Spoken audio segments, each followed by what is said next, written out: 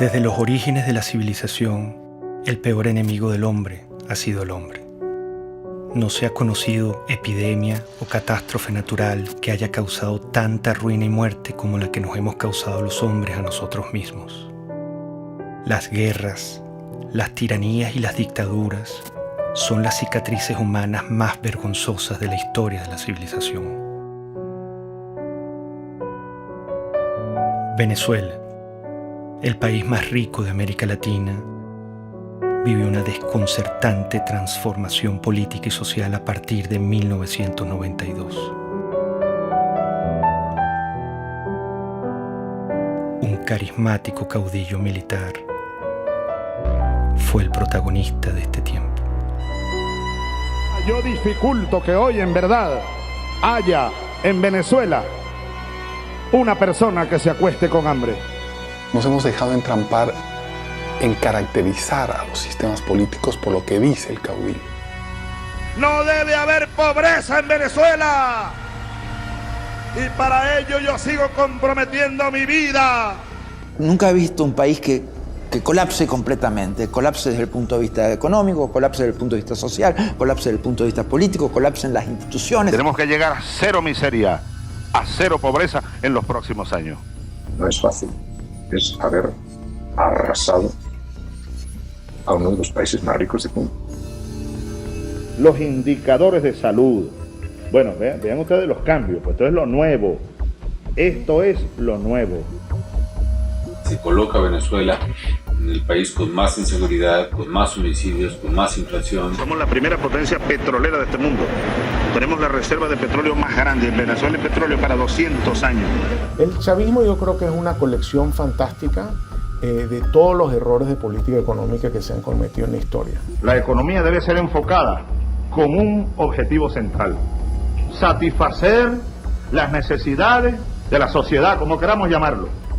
Por una política que ha enconado profundamente al país, dividiéndolo de una manera prácticamente suicida. El socialismo es el único camino a la paz perdurable, a la justicia social. Por eso la revolución nuestra, hay que recordarlo, pacífica, pero armada. No se equivoquen, burgueses. Mire lo que significó el chavismo para Venezuela. Una verdadera tragedia. Un país que ha perdido su democracia. El que quiera ver una democracia pujante, sólida, madura, venga a Venezuela, venga nada más.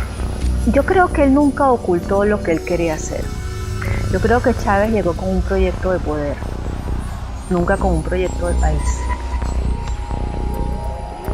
Fuimos las víctimas de una peste ideológica que nos pisoteó, que incendió la piel de nuestro pueblo, que calcinó y enmudeció a nuestra Venezuela.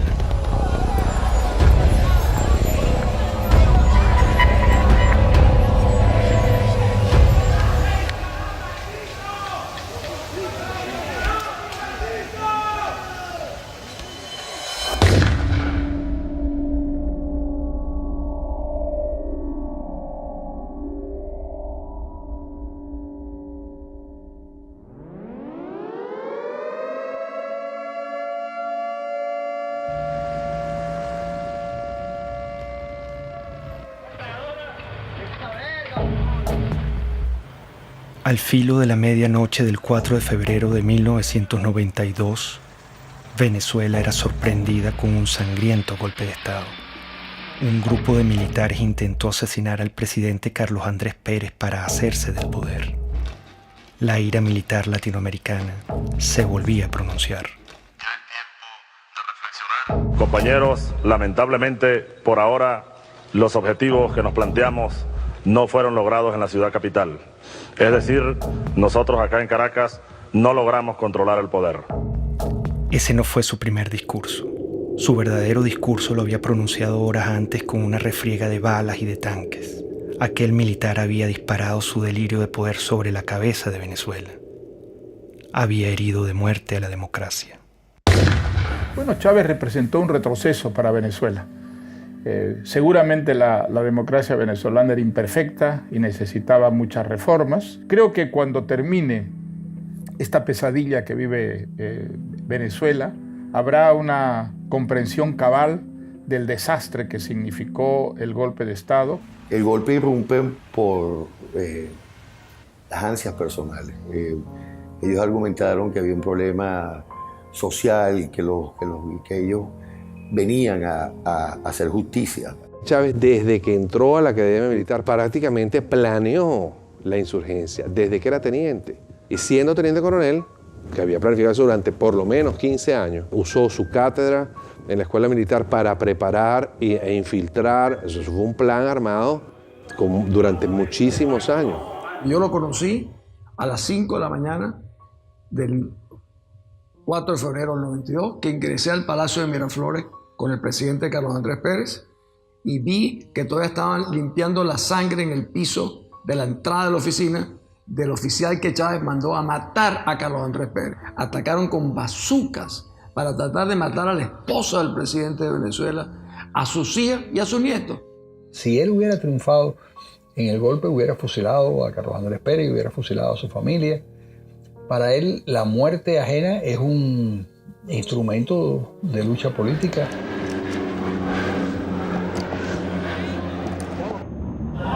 Este es un boletín extraordinario de El Observador.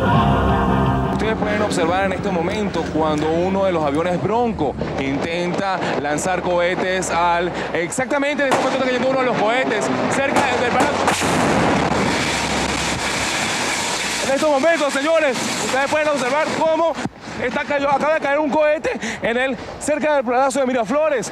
Parece que una de las partes del Palacio de Miraflores sí sufrió bastantes daños, uno de los muros. Yo fui días después del 4 de febrero a Miraflores, vi todas las balas en todos lados. Después me tocó ser ministro durante el 27 de noviembre, donde vi los asesinatos en el Canal 8, el set de crímenes que cometieron también ahí. Era el regreso del golpismo a Venezuela, era el regreso del militarismo, que tanto daño nos han hecho, tanto el golpismo como el militarismo. Hugo Chávez, como tantos otros tiranos, asaltaba la historia dando 2 golpes de Estado. Centenares de venezolanos asesinados, la mayoría de ellos con disparos en la cabeza, marcaban el principio de una era. Lo volaron. Rafael Caldera fue uno de los fundadores de la democracia en Venezuela. Fue presidente y senador vitalicio. Al día siguiente del golpe de Estado, su enemistad con Carlos Andrés Pérez y su propia soberbia lo hacían justificar la matanza.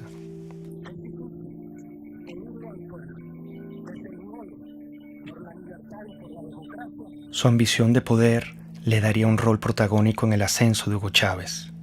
Irresponsablemente llegó a decir: debo confesar que el 4 de febrero Chávez me causó una excelente impresión como se la causó a todo el mundo. Aquellos segundos que usó Chávez en la televisión presentaron un hombre equilibrado, sensato. Lo cierto es que Hugo Chávez acababa de asesinar a centenares de venezolanos.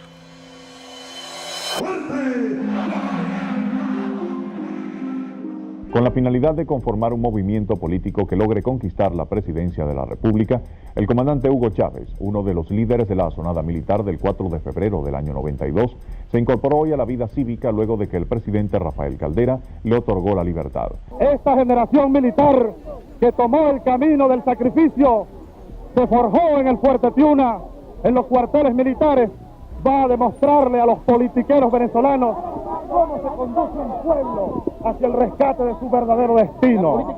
Le dieron un sobreseguimiento a los golpistas y ni un solo venezolano le levantó su voz. Eso es un indicador de que no sabíamos lo que era la democracia. Las democracias se defienden con uñas y dientes. El movimiento bolivariano revolucionario 200 va a la calle, a la carga, a tomar el poder político en Venezuela.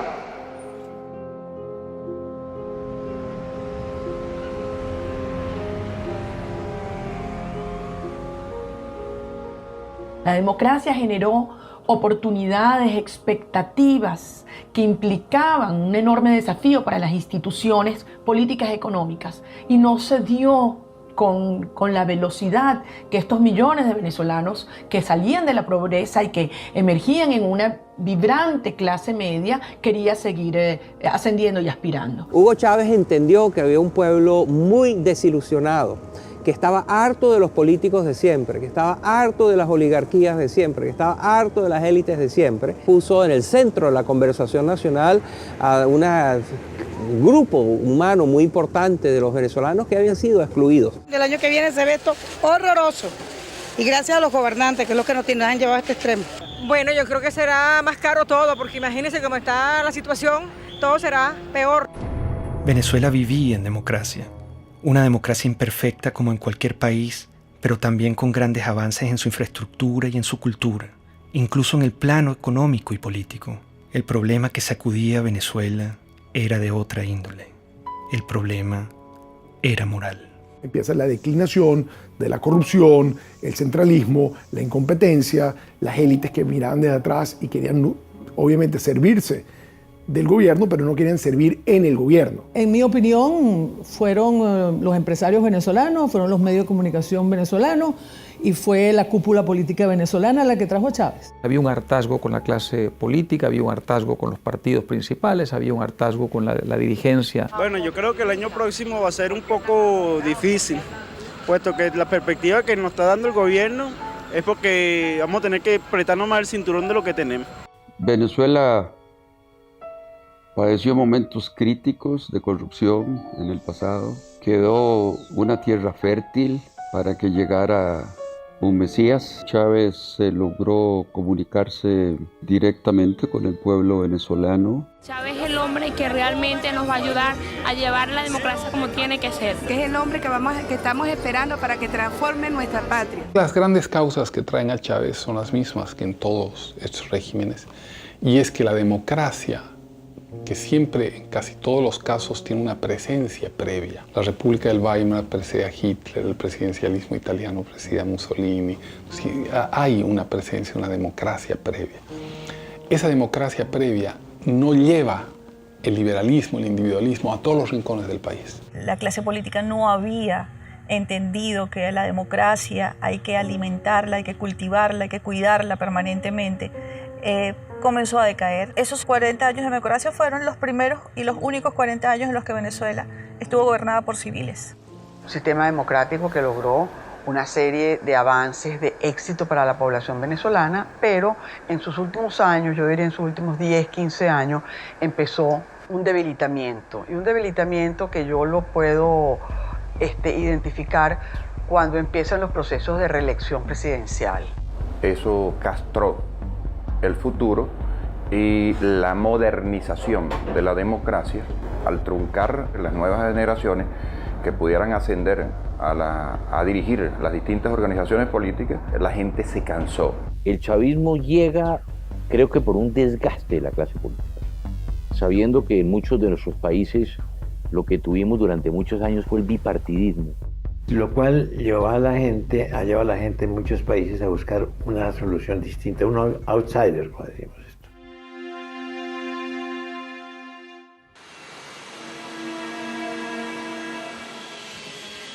Hugo Chávez apenas salía de la cárcel viajó sospechosamente a La Habana, Cuba.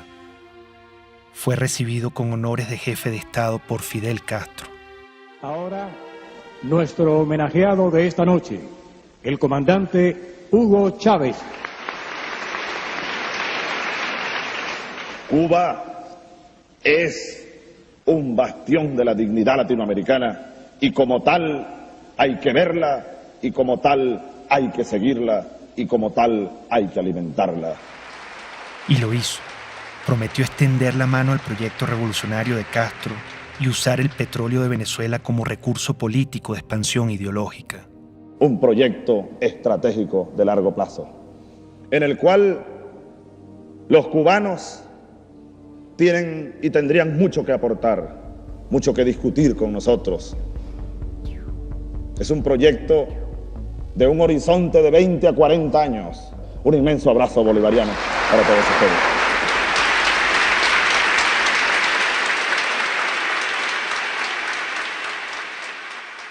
20 años más tarde, todo estaba claro. Ese era el Chávez que no quisimos ver ni escuchar.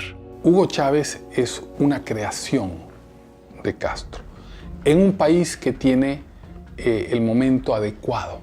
Ya lo había intentado antes con la guerrilla, penetrar con la guerrilla, y va fracasando en muchos modelos.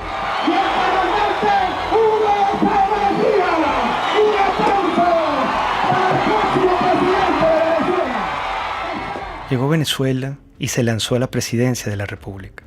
Recorría el país en su Volkswagen rojo para mostrar que venía del pueblo. Los venezolanos pronto olvidaron al militar asesino. Con su magnetismo y carisma, engañó intencionalmente al país. ¡Qué grande es el pueblo de Venezuela! Nos hemos dejado entrampar en caracterizar a los sistemas políticos por lo que dice el caudillo y no por los resultados reales. Para defender un pueblo masacrado, expropiado, mancillado y humillado por esas cúpulas políticas que le expropiaron el derecho a la vida. Lo que hubo es una retórica que ilusionó a mucha gente en favor de los pobres, en favor de la igualdad. El populismo de Chávez es embelezador, sabe enamorar a la ciudadanía. Cuando Chávez se vuelve candidato presidencial, bueno, entonces él dice que él es un tipo muy moderado, que él no es socialista, que él no es comunista, que él no va a cerrar ningún medio de comunicación. Yo no soy socialista, no, yo creo que ya el mundo de hoy, la América Latina que viene, requiere un salto adelante. ¿Para usted Cuba es una dictadura o no es una dictadura? Sí, es una dictadura. Lo que Chávez proponía no era una cosa militar, él proponía una cosa democrática, un modelo basado en la tercera vía de Blair. Aquí hay un modelo de transición de 5 líneas. Yo te la dejo y espero pues las críticas y los aportes. Esa no es la tercera vía, esa es la vía venezolana. Pero la referencia de tercera vía es porque estamos buscando una economía humanista y un sistema político que sea democrático verdaderamente, que atienda al ser humano, Granier, que sea humanista, decimos. El presidente Carlos Andrés Pérez, a quien Chávez paradójicamente intentó asesinar en su golpe de Estado, advirtió la calamidad que se avecinaba. ¿Cuál es la tragedia que usted avisora si gana Chávez? Bueno, una dictadura. Y nosotros sabemos lo que es una dictadura. Aquí no hay ley, aquí no habrá derecho de expresión, aquí las cárceles se abrirán para quienes no estén de acuerdo con ese gobierno, no se le permitirá a nadie disentir, y todos los problemas que hoy vemos y que queremos acabar, los problemas de corrupción, los problemas del poder judicial, todos se harán más graves aún. Hugo Chávez Frías, 2.794.062 votos, 56.23%. Excelente, excelente, porque es la recuperación de los valores, es la recuperación de la dignidad también de la patria. Bueno, feliz, contento por el triunfo de nuestro comandante para que mejore nuestro país. Todo se ha consumado. Chávez. El militar traidor y asesino llegó al poder. ¿Cómo lo permitimos? ¿Estábamos tan mal como sociedad? ¿Qué nos pasó?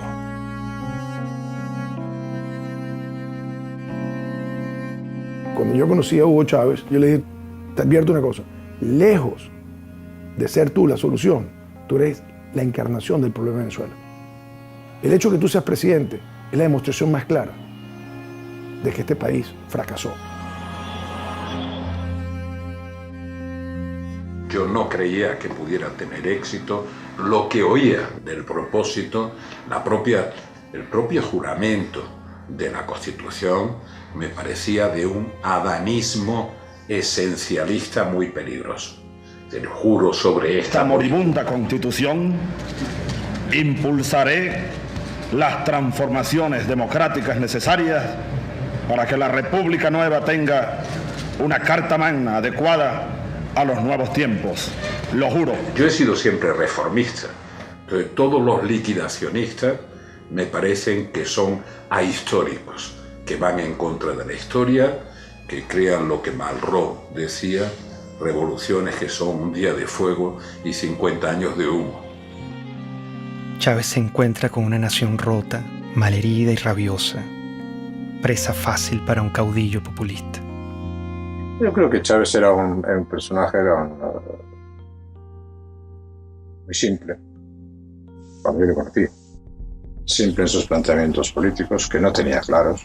Quería un cambio en Venezuela, pero no sabía exactamente muy bien hacia dónde. Chávez, el líder o el payaso o el cómico o el político, saca de la tumba a ese Drácula que causó tantas millones de muertes y tanta pérdida de valor en el siglo pasado, y lo desentierra y lo pone a caminar precisamente en nuestra América Latina y destroza Venezuela. En México se dice que no hay pillo que no sea simpático, ¿no? Y yo creo que Chávez es una perfecta descripción de eso. Por lo menos era muy simpático. No quiero abundar en la parte del pillo. Siempre lo que quiero y mi palabra es la ley.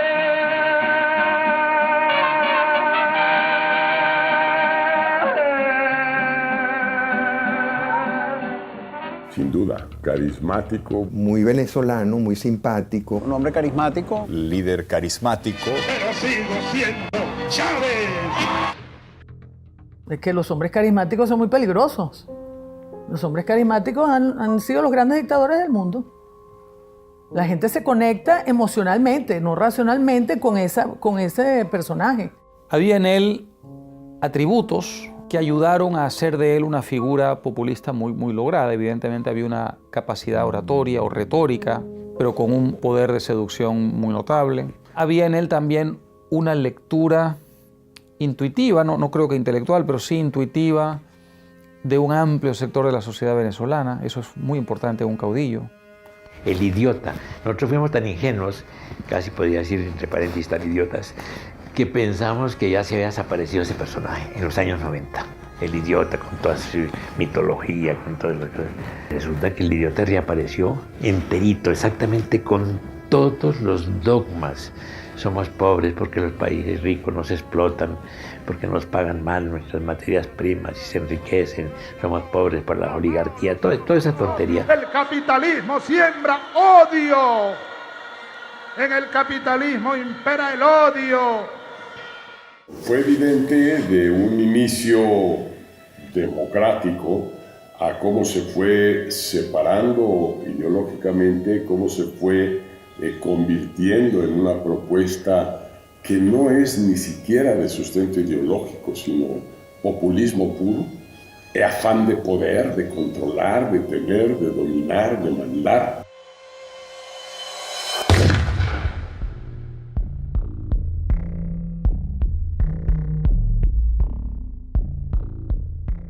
Menos mal que surgió en su momento y a tiempo la Revolución China. Menos mal que existió Mao Zedong. Al chavismo lo define muy bien la necrofilia ideológica, que es una manera que yo estoy utilizando para describir este amor apasionado por ideas muertas, por ideas que han sido probadas en un país una y otra vez y han fracasado, ideas que han sido probadas en otros países y también fracasan, y sin embargo las abrazan y las adoran y las tratan de seguir impulsando a pesar de que tenemos toda la información de que no funcionan. El chavismo es el rescate de unas ideas mezcladas en una ensalada anacrónica que pasan por el marxismo, por las teorías de Engels, por el libro rojo de Mao, el verde de Gaddafi, Simón Bolívar, todo mezclado. Esta revolución, así lo digo como cristiano, es profundamente cristiana. ¡Viva Cristo el Redentor! De izquierda, derecha, centro, maoísta, centroísta, no sabemos qué es lo que es. Por algunos dicen que yo soy pastor evangélico. Palero, santero, católico, cristiano. Marxista no soy porque no me formé en el marxismo. Es una nueva forma de caudillismo militar. Y también soy marxista. Es muy confuso en su formulación porque es capaz de mezclar una figura como la de Bolívar con un pensamiento de fondo aparentemente marxista. Es tremendamente confuso, es una nueva forma de populismo. El hombre desde siempre había sido un comunista.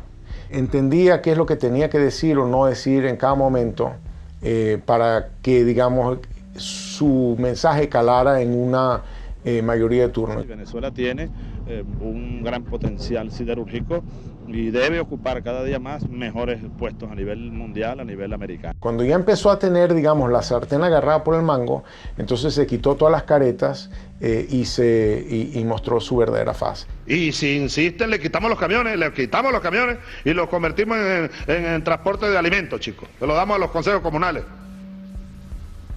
Y Mendoza que vaya a hacer no sé qué, lo que le dé la gana, a denunciarme en la OEA, en la Corte Celestial, donde le dé la gana. Se fue apartando claramente de los principios más elementales de lo que es un gobierno democrático.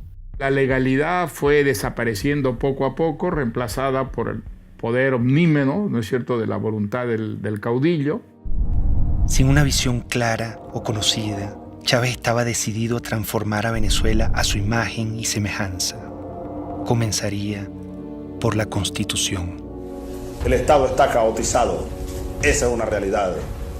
Para transformar el Estado necesitamos urgentemente una Asamblea Nacional Constituyente. No hay otra alternativa. Con la Constituyente del 99, Chávez empezó a mostrar su talante autoritario y personalista. El mismo militar que había dado 2 golpes asesinando a centenares de venezolanos, se empeñó ahora en aniquilar la única república civil y democrática que habíamos tenido los venezolanos. No vayan, compatriotas, ustedes a cometer el error que cometieron los que habitaron esta casa durante 40 años. Y ya no les pertenece. Eso hay que recordarlo. Esta casa, desde hoy, es la sede de la Asamblea Nacional Constituyente. Como un pésimo augurio de lo que iba a venir, el mismo día de la votación ocurrió la catástrofe natural que hoy recordamos como la tragedia de Vargas. Si la naturaleza se opone, lucharemos contra ella y la haremos que nos obedezca.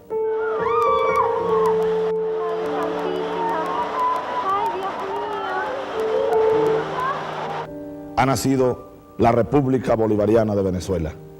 Quiso Dios hoy que una tragedia enlutara a la nación venezolana precisamente en el día de su renacimiento. Qué cosas, ¿no?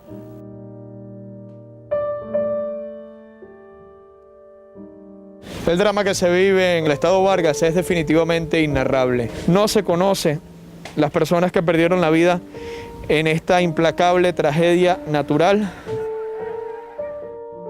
El drama no finalizaba. Chávez rechazó la ayuda humanitaria ofrecida por los Estados Unidos y profundizó el horror y la tragedia. Vargas era un bastión desde el punto de vista geográfico, geopolítico, porque es la entrada del país, es el puerto, es el aeropuerto. Y si se sembraba una recuperación por la vía estadounidense, pues yo iba a ser la imagen más notoria de lo que implicaba la recuperación de Vargas.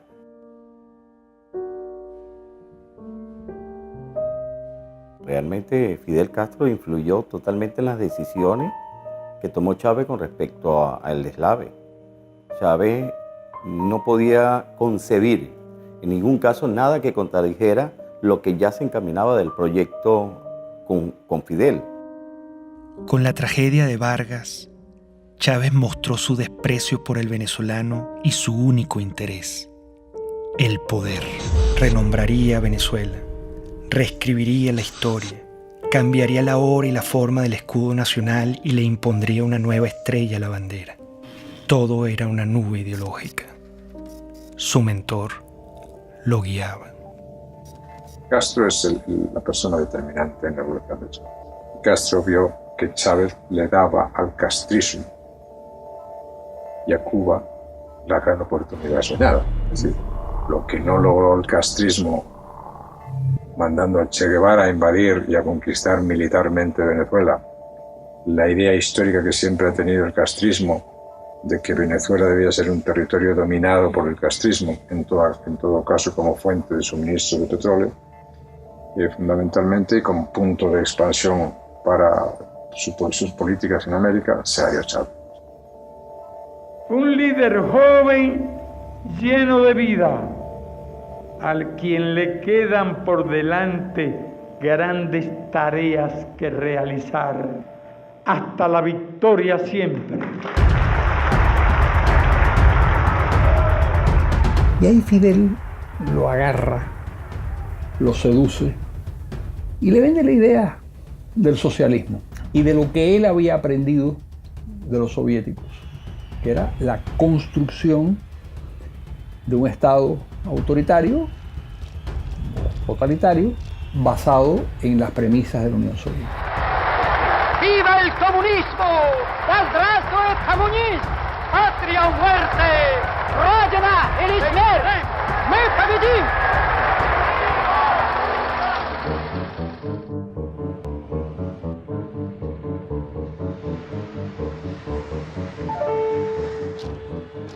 Venezuela se vestía de verde oliva, se convertía en un cuartel. Revolución socialista, vaya General Canelones, patria socialista o muerte. ¡Venceremos! La figura de teniente coronel es, digamos, la primera vez que tiene autonomía para comandar tropa. Por eso se le dice el comandante. Es netamente de una misión de tropa, de dirigir tropa, de ordenar a la tropa y de llevar a la batalla militar a la tropa. Los movimientos totalitarios de izquierda se meten en tu cuarto. No puedes ir a comprar lo que te da la gana, no puedes educar a tu hijo como tú quieras, no puedes viajar, no puedes tener tus documentos, no te permite tomar ninguna decisión libremente. Él dijo, la revolución es pacífica pero no pendeja, porque los tanques, los aviones, los fusiles y los cañones de las Fuerzas Armadas están al servicio de la revolución. Porque de ahora en adelante tendremos generales, almirantes, oficiales y tropas revolucionarios, antiimperialistas, socialistas y chavistas, para que les duela más. Yo era presidente de PDVSA, hablé con él sobre el tema y le dije, caramba, presidente, mire, me preocupa mucho lo que usted dijo, porque las Fuerzas Armadas no están al servicio de ninguna parcialidad política. Las Fuerzas Armadas están al servicio de la República y la revolución es una parcialidad política. Ellos no entienden que al definir la Fuerza Armada como chavista le están atribuyendo una parcialidad política a un grupo que es armado de toda la sociedad venezolana. O sea, nosotros tenemos partidos políticos en Venezuela y un partido político que está armado con el ejército. Chávez gastaría miles de millones de dólares en armamento militar. Si tomamos en cuenta que desde 1830 las armas venezolanas solo han sido usadas contra venezolanos, el peligro era inminente.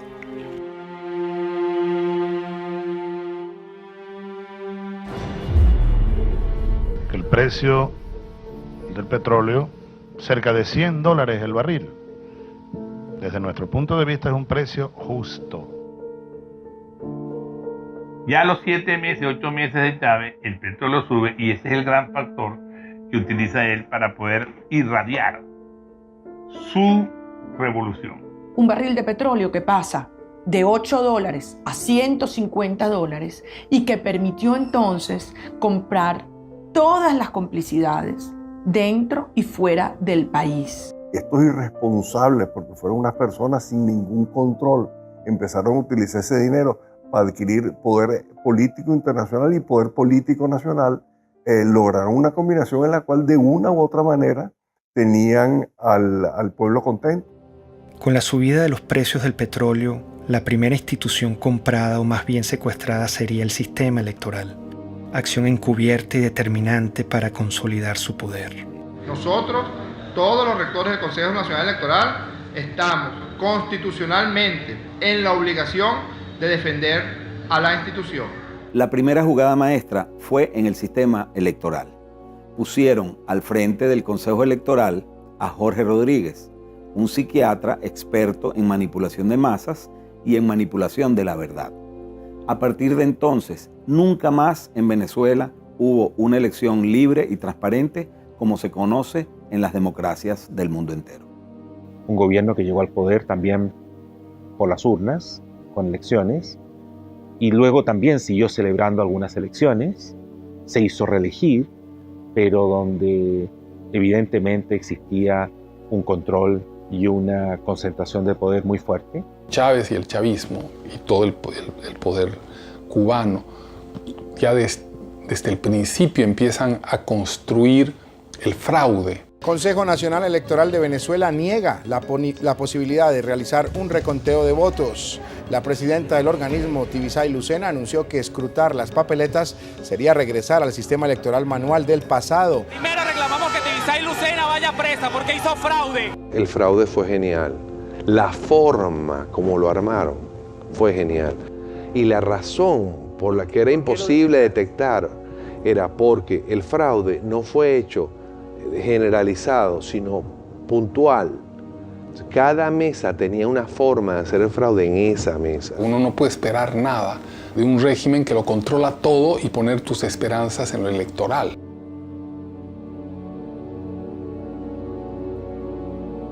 La lucha geopolítica iniciaba.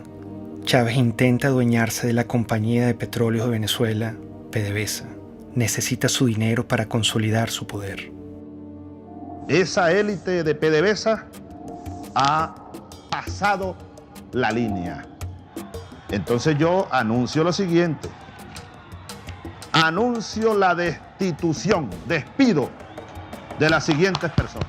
El 11 y 12 de abril del año 2002 fue consecuencia de su intento de radicalización al mandar 50 leyes que nadie había discutido, al confrontar la autonomía de Petróleos de Venezuela, al radicalizar su posición con respecto a lo que era un equilibrio político en el cual, digamos, la gente pensaba que habían ciertas normas de convivencia. Yo no tengo problema de rasparlos a toditos si a toditos hubiera que rasparlo. Ante el autoritarismo chavista, la gente no se quedó tranquila. El 11 de abril, Chávez había pretendido tomar control arbitrariamente de PDVSA para concretar su proyecto hegemónico latinoamericano. Frente a esto, millones de venezolanos salieron a las calles a protestar como nunca antes se había visto en la historia de Venezuela. Que prosigamos pacíficamente nuestra marcha a solicitar la renuncia del presidente de la República. Canal 2 se llama, como todos sabemos, Radio Caracas Televisión. El canal 4 se llama Venevisión. Y el canal 10 se llama Televen. Esos tres canales están en este momento fuera del aire. ¿Hasta cuándo? No sé.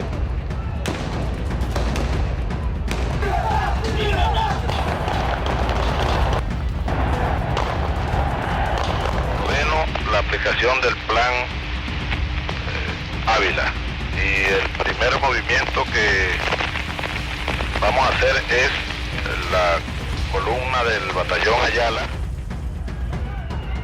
Muchos manifestantes fueron asesinados. Chávez volvía a disparar a la cabeza de venezolanos inocentes como lo hizo en su golpe de Estado. Hay que responsabilizar como ejecutor a Rodríguez Chacín. Hay que, como autor intelectual y jefe de esa banda de delincuentes, al propio Chávez, al propio presidente de la República. Esto es una acción contra el sentimiento más noble del venezolano. ¿Usted pudiera decir que la acción de los francotiradores estaba bajo conocimiento del presidente? Absolutamente seguro que estaba bajo conocimiento, que fue ordenada. Estamos frente a un asesino, con toda la extensión de la palabra. Una persona enferma, un paranoico, enfermo de poder, que cree estar poseído de una tarea histórica, destruyendo y matando venezolanos.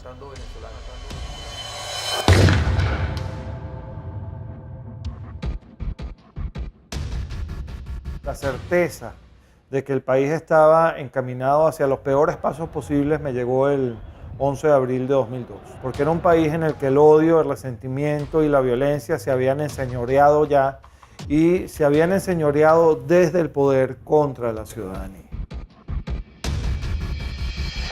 Y esto va sobre todo a los empresarios nacionales, los productores nacionales. Algunos andan metiéndoles miedo que si yo les voy a quitar la tierra que tienen, las vaquitas que tienen, no les vamos a quitar nada, les vamos a dar. En Venezuela murió el productor agropecuario Franklin Brito, quien se encontraba en huelga de hambre por defender sus tierras en el estado de Bolívar. En todo momento el Estado venezolano utilizó todo el poder del gobierno para torturar a mi papá, para mantenerlo preso en un hospital militar. Mi papá ya iba a cumplir 9 meses en un hospital militar contra su voluntad. Chávez inicia un circo de expropiaciones y asaltos a la propiedad privada. En aquella casita que está allá vivió Bolívar recién casado. Esa casita que se ve ahí con 2 balcones. Y ahí lo que están en unos negocios, exprópiese. Él expropia y no produce y además quiebra a los que están produciendo. Si tratan de parar la producción, les expropio todas las plantas de procesamiento de arroz. Se las expropio, no tengo problema. No crean que les voy a pagar con dinero contante insonante. Si Chávez sobrevolaba en helicóptero una zona agrícola y Chávez se asomaba a la ventana y decía, ¿de quién son esas tierras que están ahí? Están bien buenas esas tierras. Bueno, al día siguiente esas tierras estaban expropiadas. Entonces ahora yo les digo, yo estoy interesado en comprar y vamos a nacionalizar el Banco de Venezuela. Empieza a hacerse el estado de la banca, de seguros, de industrias, sobre todo industrias de alimentos. Las va destruyendo y deja al pueblo de Venezuela sin comida, con el cuento de que el empresario es un hereje que no tiene virtudes. O sea, vuelve a un discurso muy antiguo, maniqueo, de buenos y malos. Que están explotando a la clase media sobre todo, porque ellos, los privados, casi no construyen viviendas para el pueblo. No, ellos siempre hacen es viviendas de alto costo para la clase media y la exprimen a la clase media, la exprimen. Cuando yo veo que Hugo Chávez Frías dice que comenzaría el proceso de expropiación, ya lo habían hecho con algunas empresas, y que había que atacar la empresa privada, y dije, ay, ¿qué es esto? Cambió el rumbo totalmente, pero el Hugo Chávez del 2000, del 98, ese no era el Hugo Chávez Frías, y ahí están todos millones de venezolanos, creímos en una esperanza. Esa esperanza se sepultó porque yo lo viví en carne propia. El daño económico que se le ha causado a la sociedad venezolana, que podría ser hoy día uno de los países más prósperos del mundo, después de haber tenido el boom de los precios del petróleo. Y sin embargo es un país que está arruinado, con un crecimiento negativo gigantesco, con desabastecimiento, con pobreza, con angustia, con desesperanza. Frente al atropello, una mujer lo encaró. Por favor. ¿Cómo puede usted hablar de que respeta al sector privado en Venezuela cuando se ha dedicado a expropiar, que es robar?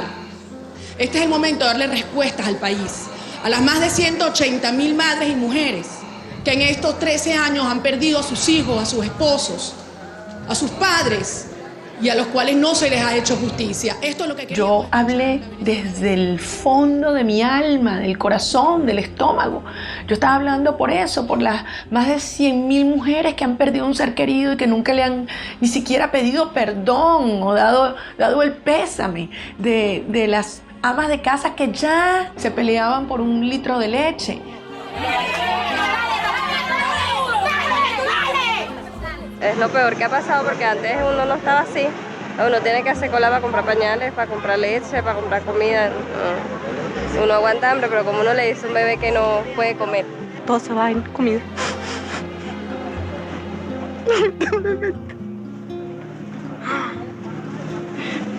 Estamos pasando trabajo.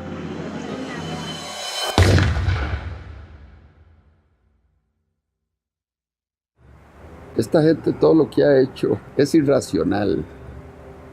Si hubieran tenido algún economista sensato que les hubiera dicho, esto no se puede hacer. El trueque. Y al final todos salimos ganando. ¿Saben cómo se llama eso? Socialismo. No, aquí no estamos produciendo para ganar dinero. El chavismo yo creo que es una colección fantástica de todos los errores de política económica que se han cometido en la historia. En los libros de texto están llenos de cosas que el mundo ya ha aprendido a no hacer. Pues el chavismo las ha hecho todas. Venezuela tiene el peor desempeño económico del mundo. En este momento no hay país que tenga una caída del producto más grande que la de Venezuela, no hay un país que tenga la inflación más grande que la de Venezuela, no hay un país que tenga la escasez más grande que la de Venezuela. Bueno, la situación económica no está bien. Nosotros vendíamos pollo, pernil, hervido, todo eso. Esto funcionaba bien. De repente, todo se fue para abajo. La situación del país está terrible, lo que provoca es llorar. Todos roban, todos. Todo es una corrupción total. El chavismo es un fenómeno político difícil de explicar a quien no ha estado en Venezuela y a quien no lo ha vivido. Y exacerbó al límite nunca imaginable uno de los grandes males de nuestra historia, que es la corrupción administrativa. Y entonces los que uno vio que llegaron aquí, como decía Chávez, con las patas en el suelo, hoy son grandes potentados, grandes millonarios. El único camino a la justicia es el socialismo, no es el capitalismo, no es ese canibalismo que se quiere implementar en el Estado. Ministro, ¿no es contradictorio hablar de capitalismo cuando usted tiene una corbata de Louis Vuitton, unos zapatos Gucci? Yo no sé qué, claro que no es contradictorio, porque yo quisiera que Venezuela produjera todo eso y entonces yo comprar todo lo que se produzca aquí y no tener que importar el 95% de los rubros que consumimos. Hicieron un negocio como jamás se ha visto. Pues. Nosotros hemos presenciado el gran saqueo que se le ha hecho a Venezuela, que probablemente en ningún país del mundo haya habido un saqueo tan a fondo y tan organizado como este que hubo en nuestro país. Es mentira que hubo una lucha contra la corrupción, todo lo contrario, este ha sido el gobierno más corrupto que existió en la historia de Venezuela, aprovechándose del histórico barril del petróleo que llegó a superar los $100 varios años. Tanto gasto desproporcionado y lujo se apoyaría con el crimen organizado. En entrevista exclusiva con NTN 24, Emily Blasco, corresponsal del diario ABC en Washington, aseguró que el hijo del fallecido presidente Hugo Chávez utilizó aviones de la petrolera estatal PDVSA para transportar droga hacia el extranjero. En el libro Ilícito lo que yo simplemente documento es que no hay nada nuevo con respecto al crimen, excepto que llegó el siglo XXI y le añadió la posibilidad de tener grandes carteles criminales que operan internacionalmente y que trafican con todo tipo de ilícitos, de gente, de drogas, de armas, de dinero y de política. El chavismo es un proceso por el cual el lumpen, los sectores delincuenciales de una sociedad, se apoderan del poder. No son los intelectuales que uno soñaba en el marxismo-leninismo que se apoderaban del poder. Son los sectores más delincuenciales de la sociedad. Y por eso son tan audaces, por eso pueden ser tan crueles. Y por eso tienen un hambre de poder que no respetan amigos, que no respetan a quienes los han apoyado. Que yo voy a gobernar con los mejores, con los más capacitados. No tengo compromisos partidistas, ni personales, ni particulares con nadie. Chávez lo que hizo fue, para preservar el poder, crear varias bandas de pandillas. Y estas pandillas tienen distintos jefes. Y eso explica la estratificación, eso explica por qué Venezuela se convirtió en un narcoestado. Como Venezuela se convirtió en un sistema cleptocrático. Cuando la gente me dice este es un estado fallido, yo digo es un narcoestado criminal fallido. El ministro de Interior, Justicia y Paz, Miguel Rodríguez Torres, indicó que las maletas contenían 1,3 toneladas de droga, una de las incautaciones más grandes que se han hecho en Francia. De acuerdo con Rodríguez, un total de 22 venezolanos han sido detenidos, de ellos 8 son militares. Este régimen que con las dos manos, la izquierda y la derecha, robaba, destruía, también tenía geopolíticamente dos manos. La mano petrolera, la mano negra, la mano fuerte, y la mano blanca de la cocaína que venía de Colombia y se redistribuía de Venezuela. Conforme va debilitándose la mano negra, la mano petrolera, pues hay más necesidad de la mano blanca. En México se discute y se debate si al Chapo Guzmán lo extraditan a Estados Unidos. En Venezuela el Chapo Guzmán sería ministro. A través de este medio de comunicación, Limsi Salazar, quien es uno de los hombres importantes de la seguridad que tuvo Diosdado Cabello, denunció que el presidente de la Asamblea Venezolana sería el líder del Cartel de los Soles, una banda de narcotráfico internacional que tendría entre sus miembros a varios militares venezolanos. Diosdado Cabello es oriundo también del estado donde yo nací también. Era un muchacho muy humilde del pueblo del Furrial, pero la ambición desmedida de este señor se convirtió a tal magnitud que con el Pollo Carvajal, general narcotraficante vinculado al Cartel del Sol, que hacía lo que le ordenaba Diosdado Cabello, impulsaron y protegieron el narcotráfico en Venezuela. Es una cosa terrible lo que voy a decir, pero esto ha funcionado más como una banda delincuencial que como un sistema político. Por eso es tan difícil explicárselo a la gente de fuera. Venezuela se convirtió en un narcoestado. Jueces, ministros, diputados, incluso la familia presidencial era acusada y encarcelada por ello. Los índices de criminalidad se desataron. El peor problema que hoy tenemos en Venezuela, incluso con la escasez y la inflación que hay, yo estoy convencido que es la inseguridad. Es la inseguridad que es la consecuencia del 98% de impunidad. Una impunidad que protege a las bandas organizadas, una impunidad que protege a aquellos que tienen granadas, que tienen fusiles, que andan en vehículos blindados. Estamos presos y con temor. Tenemos mucha inseguridad, muchos malandros en la calle que nos callan. Y esto no puede seguir así. Que en el mes de marzo, en esos 30 días, en la morgue de Caracas, haya habido ingresos de muertos por violencia que se equipararían a las muertes por violencia de un año de la España de 46 millones de habitantes, es aterrador. Y el ritmo sigue aumentando. El peor legado de Hugo Chávez son los cientos de miles de muertos que han hecho no solamente que familias enteras se enluten, sino que millones de personas dejen Venezuela. La gran parte de la inmigración venezolana no es una inmigración económica como la que empezamos a ver ahora. La gran parte de la inmigración venezolana es una inmigración presa del pánico de vivir en una sociedad absolutamente enfrentada y donde se mata por odio. Ante la absoluta impunidad, el pueblo tomó aterradoramente la justicia con sus manos.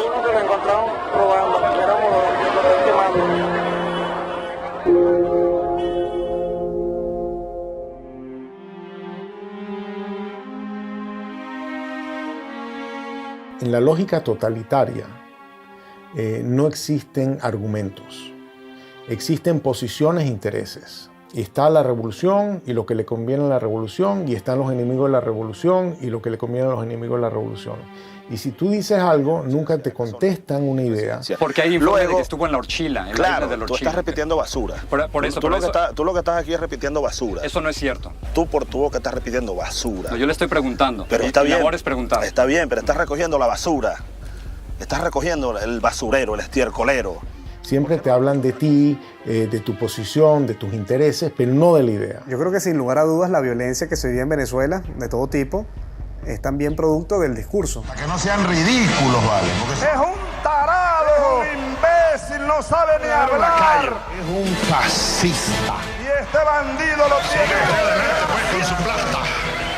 Se concentró en una forma de hacer política abiertamente polarizante, generando la división entre los buenos y los malos. ¡Y jalabola de los yanquis! ¡El candidato jalabola! Métodos horripilantes, degradación verbal, violencia. ¡Yanquis de mierda! ¡Váyanse al carajo 100 veces! Cuando tú ves que te nombran escuálido en televisión nacional, te insultan, le insultan a las personas que piensan diferente, indudablemente está coaccionando a las Fuerzas Armadas a sentirlo como enemigo. Y el enemigo, dentro de la mentalidad militar, hay que destruirlo, hay que aniquilarlo. Chávez empezó a ser amigo o a presentarse como amigo de aquellos violadores a los derechos humanos como eran Gaddafi, que inclusive fue invitado a Venezuela y le dieron honores. El caso de Omar al-Bashir, quien por cierto al día de hoy todavía tiene una orden de captura por crímenes de lesa humanidad. Incluso Mugabe también fue, digámoslo así por lo menos lo presentó como amigo de Chávez. Entonces de alguna manera Chávez trató de incorporarse y crear su grupo, digamos, de socios violadores de los derechos humanos para hacerse ver como víctimas de lo que son los gobiernos tradicionales. En América Latina también tenía sus aliados. Las fuerzas del comunismo, del terrorismo y del narcotráfico lo postularon como su líder continental. Poco después de su charla privada con los directores de varios medios de comunicación, el ministro de Defensa hizo una corta intervención en la que dio por cierta las pruebas sobre la presencia de guerrilleros en Venezuela. Lo que dice Manuel Marulanda a Chávez en uno de los párrafos que reza así es lo siguiente: nosotros, es decir las FARC, siempre estaremos atentos en caso de agresión gringa a aportar con nuestros modestos conocimientos en defensa de la revolución bolivariana de Venezuela. La FARC y el ELN no son ningunos cuerpos terroristas, son ejércitos que ocupan un espacio. Hay que darle reconocimiento a las Fuerzas Armadas Revolucionarias de Colombia y al Ejército de Liberación Nacional. La primera declaración me llamó la atención porque hablaba de la imparcialidad frente a la guerrilla colombiana. Y yo le llamé la atención, le dije, presidente Chávez, usted está llegando a un país en que hay democracia, hay instituciones, por lo tanto usted como presidente de una hermana república como de Venezuela no puede hablar de imparcialidad. Pero él mantenía ese discurso. A veces cuando yo hablaba con mi canciller y hablábamos con otros presidentes, creíamos que era un poco, esa es la inexperiencia de Chávez, y yo creo que todo estaba absolutamente calculado. La milicia popular va a tener su vehículo, su armamento, sus cuarteles de milicia y su organización. Ustedes son una fuerza guerrillera, pues, para decirlo más claro. La milicia, yo podría decir que es un partido armado, que es un cuerpo que crece y se desarrolla casi al mismo volumen de las Fuerzas Armadas orgánicas. Y hay otra cosa muy delicada, que son los colectivos, organizaciones armadas. Todo es el poder, para mantenerse en el poder. Vemos entonces milicias o colectivos armados disparando contra personas.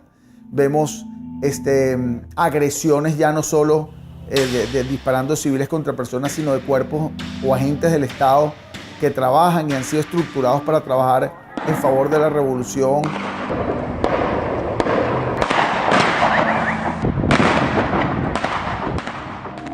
Se dispuso controlar hasta la última conciencia. No quería críticas. La libertad de expresión también debía ser pisoteada. Hay un señor por ahí, de esos representantes de la oligarquía, que quería ser presidente de la oligarquía. Y que luego esos gobiernos adecocopellanos le dieron concesiones para tener un canal de televisión. Estoy viendo la televisión, una cadena más, y me llama la atención el tono en el que está hablando delante de militares. Y ahí es donde él hace el anuncio de que él va a cerrar a Radio Caracas. No habrá nueva concesión para Radio Caracas Televisión. Se acaba la concesión. Ya está redactado la medida. Así que vayan preparándose, apagando los equipos, pues.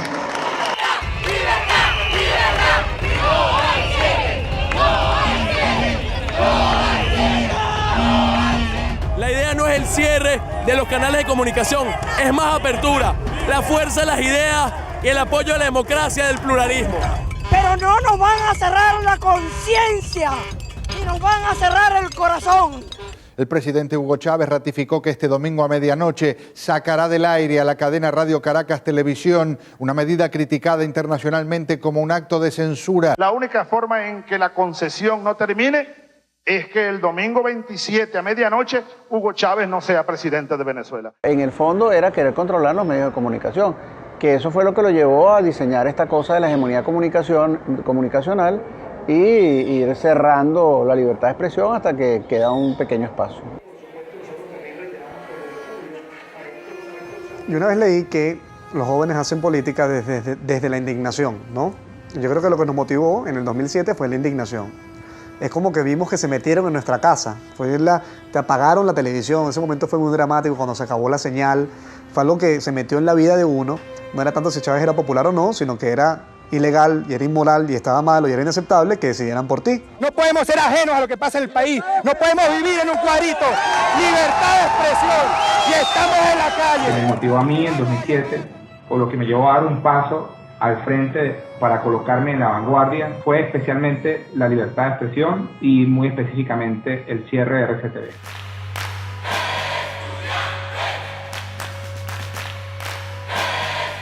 El movimiento estudiantil del año 2007 es el hecho social más importante de los últimos 50 años. Esto es un movimiento que surge en defensa de la libertad, de la dignidad, de los derechos humanos. Y lo que ellos están diciéndole al país y a Chávez, en cierta forma, es: no, señor, tú eres mi pasado, no me gusta este presente y voy a pelear por un mejor futuro. Soñamos con un país donde podamos ser tomados en cuenta sin tener que estar uniformados. Eso fue un punto de quiebre, porque los estudiantes salimos de las aulas para la calle. Estar en la calle si fuera necesario, pero el pueblo tiene que salir, pero el pueblo tiene que acompañarnos, pero la gente en esos barrios de Caracas, oprimida, pobres y sin posibilidades, tienen que salir a pelear por su futuro. Somos unos jóvenes que apenas con 21, 22, 20 años de edad salimos con nuestras manos blancas de manera creativa, irreverente, con mucho espíritu desafiante en las calles, pero siempre de manera no violenta. Y le demostramos al mundo, y hoy lo podemos ver en perspectiva, que la reserva más importante que tiene Venezuela era la reserva moral de los estudiantes. Ese movimiento estudiantil logró generar pasión, esperanza, energía, fe en la gente que sí se podía. Pese al surgimiento del movimiento estudiantil, Chávez siguió su proyecto hegemónico.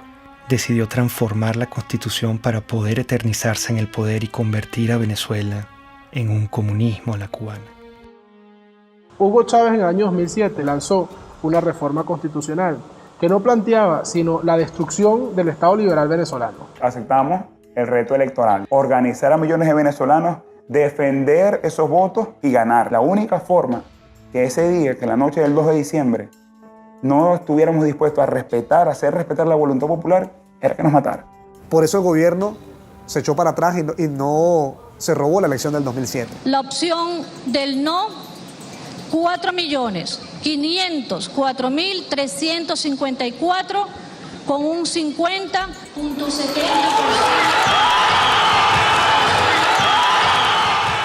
Hay un quiebre de ese proceso político. El presidente Chávez lo obligan a reconocer la victoria del movimiento estudiantil y de Venezuela y cataloga esa victoria como una victoria de mierda. Es una victoria de mierda. Y la nuestra, llámenla derrota, llámenla, pero es de coraje, es de valor, es de dignidad. Ese movimiento estudiantil le originó nada más y nada menos que la única derrota que tuvo Hugo Chávez, la única derrota que se llevó a la tumba el 2 de diciembre de 2007, cuando se frenó la reforma constitucional. Creo que es allí donde empieza la debacle de Hugo Chávez y que culmina, por supuesto, en lo que hoy tenemos, que es el desastre absoluto. La derrota frente al movimiento estudiantil radicalizó sus políticas de persecución contra la oposición. Convirtió en enemigo a todo aquel que no se le doblegaba. Y yo lo acuso ante el pueblo y ante el mundo por golpista y por fascista.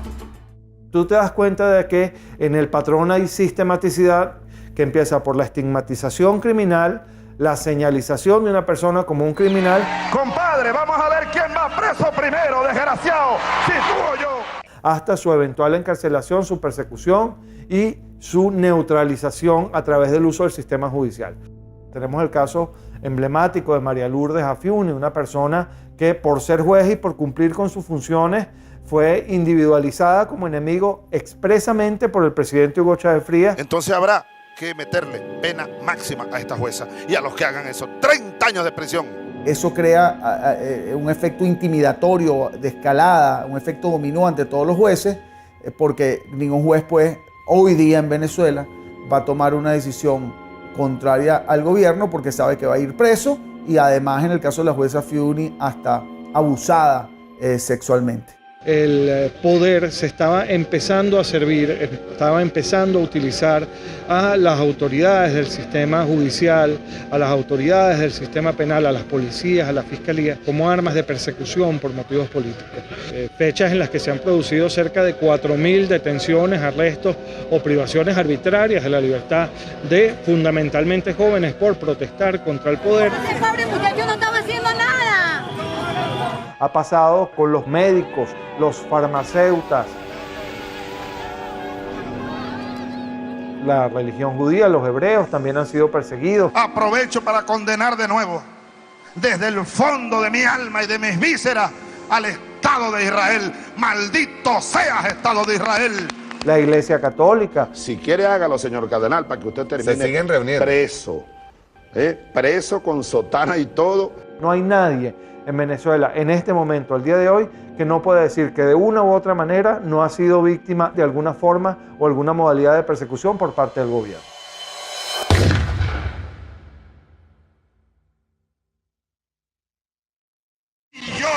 acuso de contrarrevolucionario y hay que barrerlo del mapa político venezolano. A mí me acusaban de todo lo que le acusaban. Pueden acusar a una persona contra el gobierno: conspiración, asociación para delinquir, terrorismo, financiamiento al terrorismo. Tú estás allí simple y llanamente porque piensas diferente. Simple porque te conviertes en una amenaza. Y al convertirte en una amenaza eres su enemigo. Y al convertirse en su enemigo te tienen que aniquilar, bien sea moralmente o hasta físicamente. Esta lucha, hermanas y hermanos, es por todo el pueblo de Venezuela, que hoy está sufriendo cola, está sufriendo escasez. Los jóvenes no tienen empleo, no tienen futuro por un modelo equivocado. Leopoldo es un servidor público que ama lo que hace, que es servir a la gente. Hoy está encerrado precisamente por eso, porque es bueno. Este gobierno lo que ha hecho es perseguir y dividir a los buenos. Persiguen lo que funciona, dañan lo que funciona, lo que es el verdadero venezolano. Primera autoridad civil es Antonio Ledesma en Caracas. Y se presenten 120 y tantos hombres que el modo como se llevan a Antonio Ledesma es para hacer una película. El ejercicio del terror como mecanismo de poder. ¿Por qué está Leopoldo López preso? ¿Por qué está preso Antonio Ledesma? ¿Por qué? Porque el mensaje que transmite la revolución es muy claro. El líder político que ordene una movilización de calle, no importa lo que sea, va preso. Que la comunidad internacional se pronuncia diciendo que eso es inconstitucional, que viola los derechos humanos. Está bien, ¿cuál es el problema? Esa es parte de la receta de Fidel. Si te tienes que quedar aislado, te quedas aislado. ¿Cuál es el problema? Doy la orden de una vez, señor ministro de Defensa, ministro de Interior y los jefes de la policía. Me le echan gas del bueno y me lo meten preso.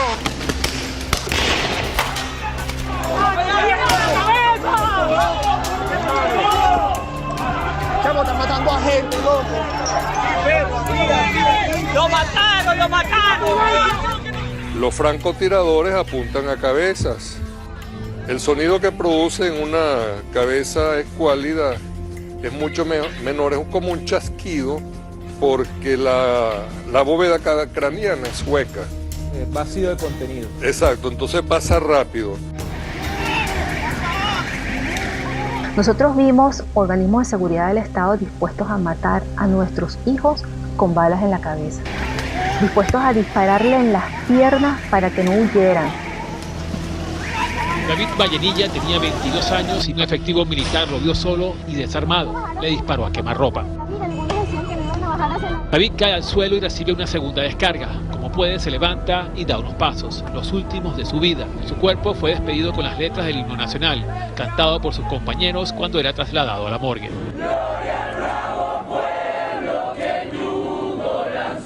Es la segunda muerte de un manifestante que es asesinado por militares delante de cámaras de televisión en menos de una semana.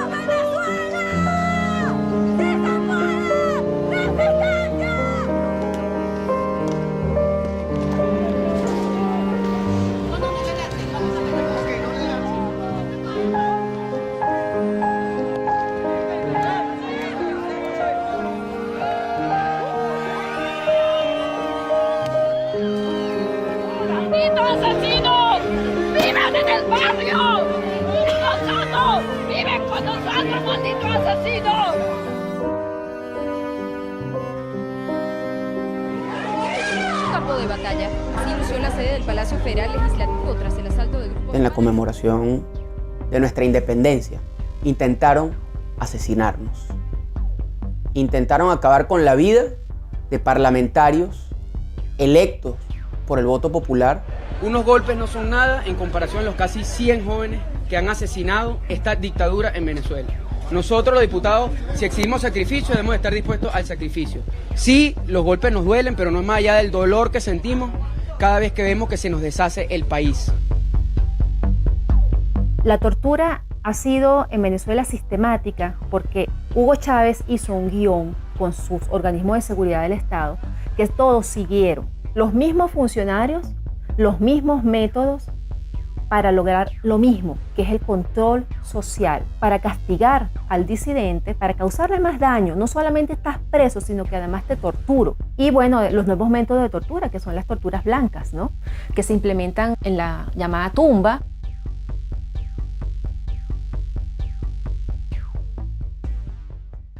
Sí, fui torturado. Sí, fui torturado en un lugar que te roba tu identidad. En un lugar donde tú sientes que estás muerto en vida. Donde el frío te hiela hasta los huesos. Donde tú ves una pared blanca 24 horas al día. Donde la luz está encendida y no te permite dormir correctamente. Donde el silencio impera. Donde te sientes sin esperanza. Donde la comida te llega fría, que tienes que comer con las manos. Donde tus gritos nadie lo escucha. Donde tu dolor nadie lo siente. Es estar enterrado vivo, Gustavo. Independientemente de los precios del petróleo, el gobierno garantiza al pueblo venezolano todos los recursos necesarios para lo que resta del año y continuar impulsando el desarrollo integral, el desarrollo económico. Terminado ese superciclo de precios, se acabó el socialismo del siglo XXI. Es decir, esa ilusión de que la gente puede vivir de unos buenos burócratas y que esos buenos burócratas, repartiendo eficazmente los panes entre la sociedad, nos iban a hacer felices a todos. Pónganme el precio del petróleo, pónganmelo a cero y Venezuela no entra en crisis. Pónganmelo a cero. El precio de los commodities vino abajo y el petróleo caro y el gas caro dejó de ser el gran padrino de las dictaduras de izquierda de América Latina. La crueldad daba para más. Privaban de alimento y medicina a la población para someterla y controlarla. El chavismo es como para ellos. Si fuera para uno, todos tuviéramos comida. Yo le apuesto que esa gente toda tiene comida en su casa, porque estamos pasando hambre. Hay demasiada escasez de comida. Para mantenerse en el poder, el elemento táctico es la pobreza como instrumento de dominación política. O sea, mientras tú te mantengas en un estado de pobreza, te domino. Yo te convierto en una persona sin recursos, pero con esperanza. Todos los días nos engañan. Ay, no hay cosa para nosotros. ¿Cuándo compramos? El martes tenemos hambre. El pueblo tiene hambre. El primer problema para los más desfavorecidos es saber si, estando desde las 5 de la mañana en una cola, van a encontrar algo. Por tanto, es alimentación básica, medicamentos inmediatamente necesarios para la enfermedad de cualquier familiar. Es fuerte, pues es fuerte. Sobre todo eso lo de la comida. A veces me toca salir por ahí, en casa, y un plato de comida para mi hijo. A veces, muchas veces, mío, se te cuesta sin comer. A veces para medianoche, mamá mía, no tengo nada que darle. Que es una política, sin la menor duda, dirigida a reducir a una parte de la población a una situación de crisis humanitaria extraordinaria, que es el tema de la falta de alimentos, medicinas, equipos, etcétera, que podemos analizar. Largas colas y humillación marcaban al pueblo para que pudiera acceder a migajas de comida. Estamos cansados, chamo, de hacer cola, estamos cansados de esta mariquera todos los días. Los viejos, los jóvenes, mira, los bebés en pijama, ¿qué es esa vaina? En Venezuela se han importado alimentos para alimentar a 3 países del tamaño de nuestro país. A la canciller Rodríguez, que es una mentirosa, que le damos comida a 3 naciones. Si no hay comida para Venezuela, ¿cómo le vamos a dar a 3 naciones? Si un venezolano va a una farmacia hoy, 90% de escasez en medicamentos para la atención, 99% de escasez para medicamentos neurológicos para el Parkinson y las convulsiones, 70% de escasez en analgésicos y antipiréticos, 80% de escasez en antibióticos. Yo como médico jamás he visto una biopsia que diga usted tiene cáncer de derecha, usted tiene cáncer de izquierda. Son enfermedades a las cuales hay que darle atención, a las cuales el Estado está en obligación de atender y hoy lamentablemente no lo está haciendo, no está sucediendo. El problema de la salud venezolana no fue de plata, plata hubo. Se robaron todos los dólares y la gente se muere porque no hay medicinas y se muere porque no hay comida. ¿Dónde está eso? Se lo robaron. Es la impotencia de ver cómo la gente a mi alrededor se está muriendo por hambre, por falta de medicina, por oxígeno en un hospital. 18 años que un régimen, porque esto no lo puedo llamar yo gobierno, destrozó el país. Se olvidó del pueblo y se olvidó que ese pueblo los puso en el poder y se olvidó que ese pueblo tiene necesidades.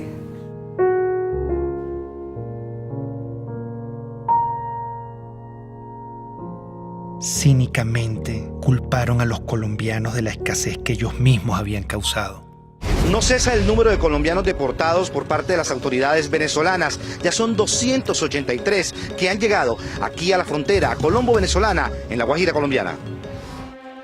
Es inimaginable lo que sucedió, es que estábamos viendo el Holocausto. Cuando marcaban las casas, que era una casa que estaba revisada, o la R o la D, la R revisada, y de R y D revisada y demolerla, eso no se había vivido en América Latina. Y ver esos rasgos hoy en día, la persecución en esa semana, ver a los colombianos saliendo de Venezuela, era tanto igual o peor que ver a los de Siria o ver a los de Grecia en sus barcas o traspasando fronteras en Europa para buscar migrar hacia otros países. Cosas que nunca habían sucedido. Había un niño enfermo y el papá rogándole que lo dejara llevar al hospital y no lo dejaban y todo por ser colombianos. Yo no creo que eso sea justo, que nos hayan sacado de allá así como unos perros, porque así fue como nos sacaron. No importa que andemos desnudos, no importa que no tengamos ni para comer, aquí se trata de salvar la revolución.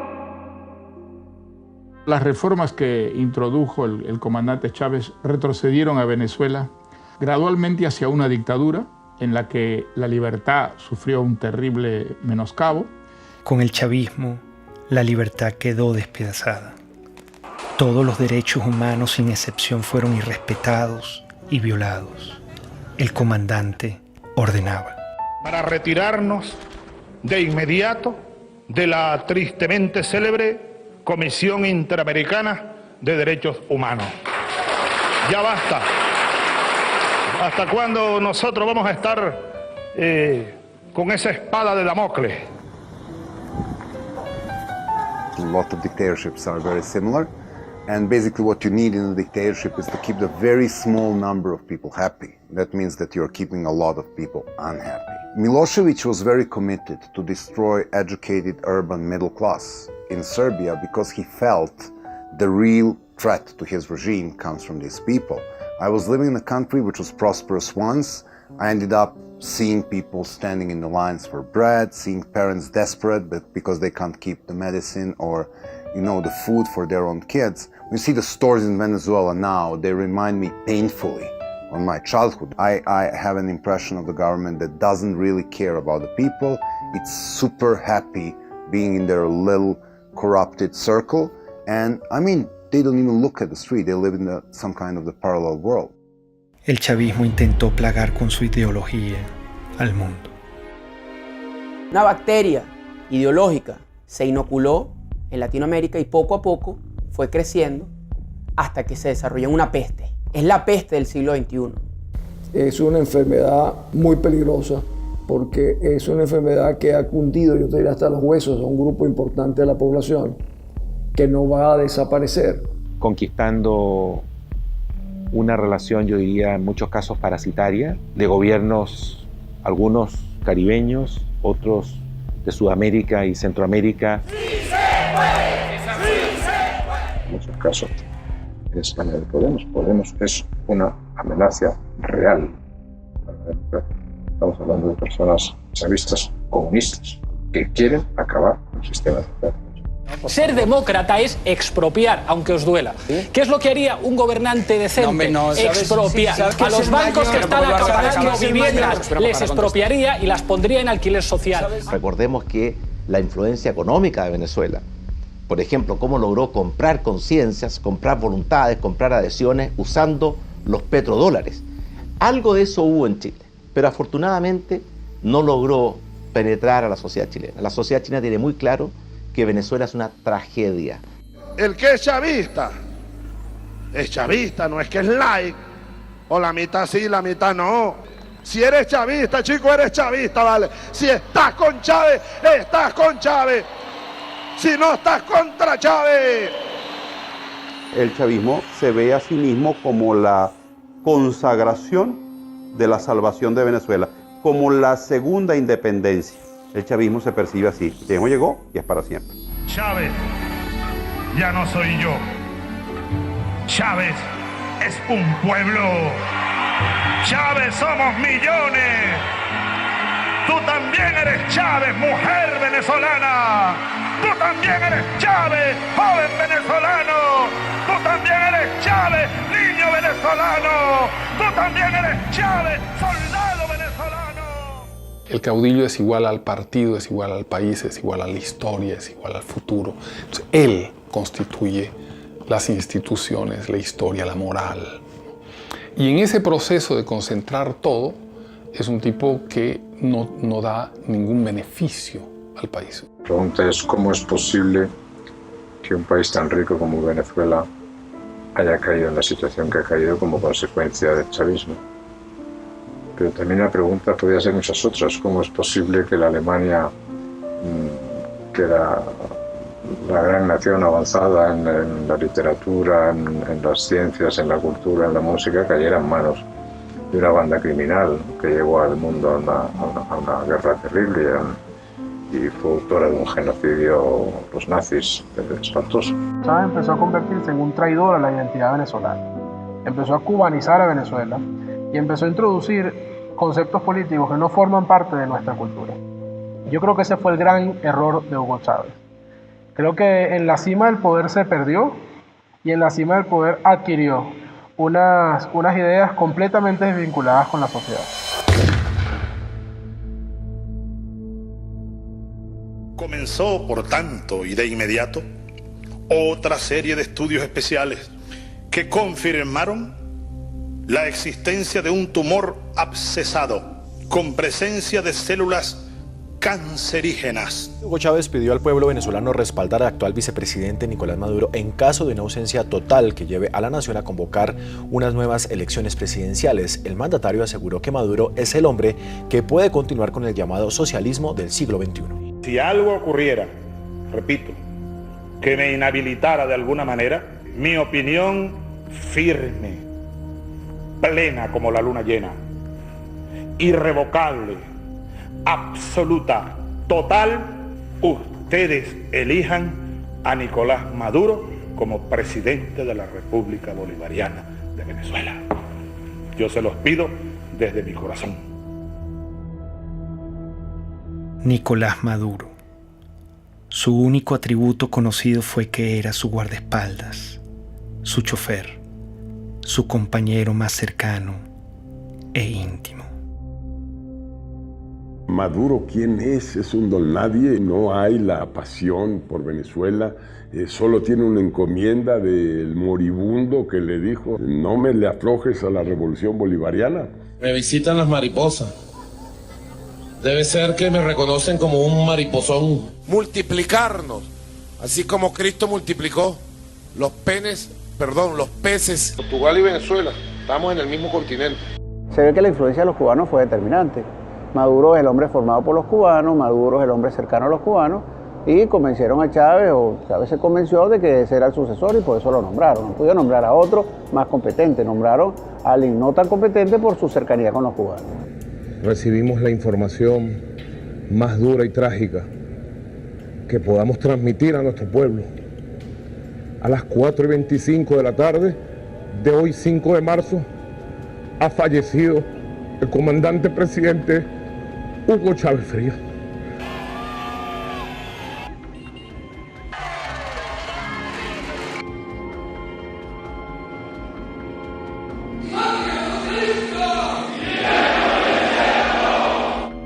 paz, aquí nosotros seguiremos su misión.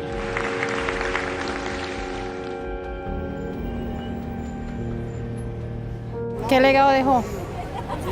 Lo que dejó fue el país destrozado. Eso fue lo único que dejó él. Corrupción, hambre, violencia, división entre familias. Ese es el legado de ese señor. Esta es una de las 7 plagas que cayó en Venezuela. Lo peor que ha existido en este mundo. Lo peor, esa es la desgracia más grande que tiene Venezuela. Haber llegado a ese hombre, estamos peor porque hay más muertos todos los días, más delincuencia, más escasez. O sea, estamos peor que un país en guerra. Nunca he visto un país que colapse completamente, que se desmembre la familia venezolana. 2 millones de venezolanos se han ido del país en los últimos 3 años, 4.000 a 5.000 cruzan por día la frontera de Colombia en solución de continuidad permanente. Entonces, esa es la situación que vive hoy el país, no tiene nada que ver con la situación que vivía cuando Chávez asume el poder.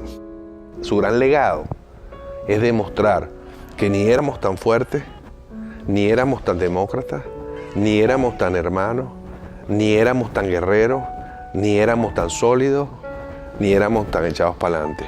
Que era fácil darle un empujón a eso, tirarlo todo por la borda y montarse sobre la gente. Nadie se puede imaginar que un país que no esté en guerra esté viviendo lo que está viviendo Venezuela. Ha destruido el sentimiento de pertenencia de los venezolanos como una unidad, como una ciudadanía compartida. ¡Estamos pasando hambre! ¿Puedes creer que esto sea justo, vale? El país cambió, la gente cambió, las miradas cambiaron. Ya tú en Venezuela no ves sonrisas, no ves alegría, ves indignación, ves frustración, ves miedo. Y eso lo vimos todos los días. Nos dañaron profundamente. Mire lo que significó el chavismo para Venezuela, una verdadera tragedia. Un país que ha perdido su democracia, donde no se respetan los derechos humanos, donde se persigue a los adversarios como si fueran delincuentes. Estamos en un país ahorita muy necesitado. Tenemos que comer comida de la basura. La situación que estamos viviendo ahorita es fea, ¿no? En el nombre de los pobres, de la justicia y de la paz, se ha cometido el crimen más grande en la historia de nuestro país. El crimen de lesa humanidad es un ataque masivo o sistemático a la población civil cometido por una organización, que puede ser estatal o no estatal, de acuerdo a un plan. La existencia de presos políticos, la tortura a esos presos políticos, la detención como instrumento político, la generación de violencia como instrumento político, la muerte de manifestantes u opositores. En todos los años del chavismo fueron 2.000 personas que fueron asesinadas, lo cual implica una utilización del asesinato como mecanismo de sujeción y de represión para sostener el aparato político bajo control. El artífice, el creador de la criatura, se llama Hugo Chávez Frías. Matar a una persona en Venezuela se llama homicidio, pero matar a todo un pueblo de hambre se llama chavismo.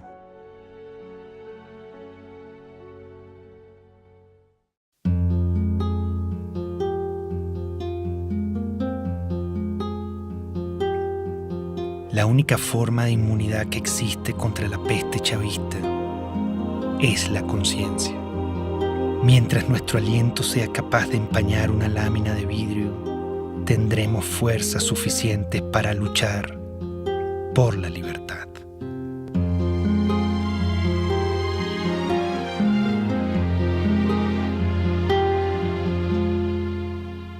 El pensamiento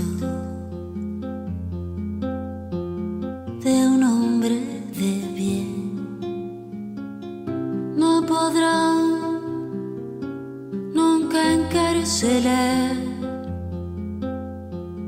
Es luz, es luz, es luz en la oscuridad.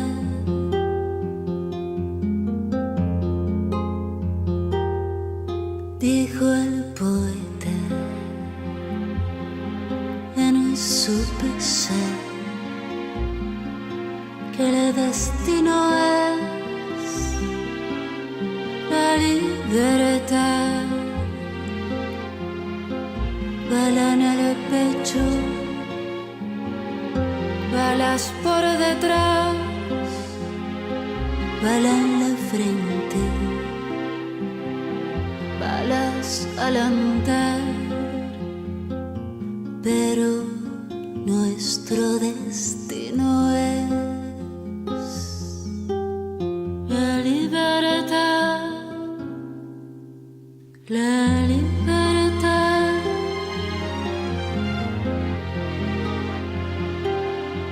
Todos los sueños de un hombre de bien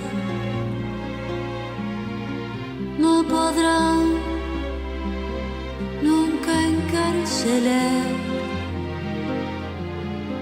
Son luz, son luz,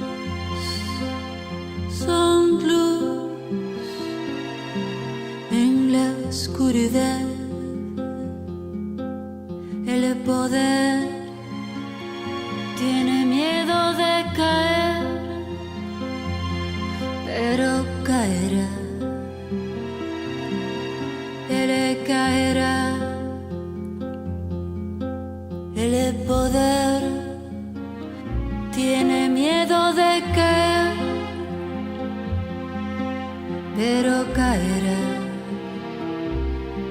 Ahí caerá.